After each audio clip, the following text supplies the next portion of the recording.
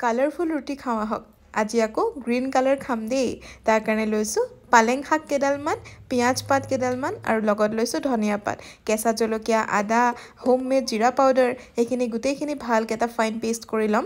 2 কাপৰ জোখেৰে আটা গুৰি লৈ পেষ্টটো তাত ঢালি দি 2 চামুচ ৰিফাইণ্ড অইল দি ভালকৈ এইখিনি মঠি পেলাই প্ৰায় 15 to 20 মিনিটছ ৰেষ্ট হ'বৰ কাৰণে এখন কাপোৰেৰে ঢাকি দিম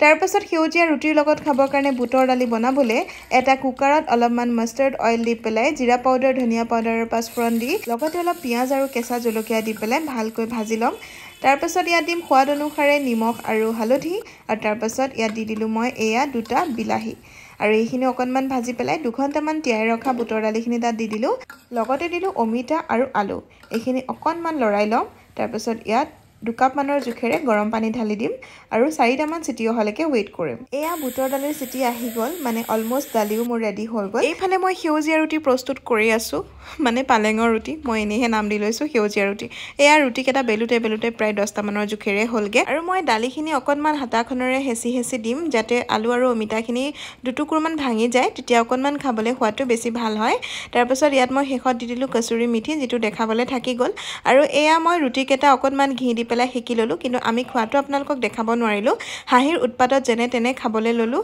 শ্বট ল'বলৈ থাকি গ'ল এই হাঁহিয়ে খাই আছিলে তাকে দেখালোঁ বাই বাই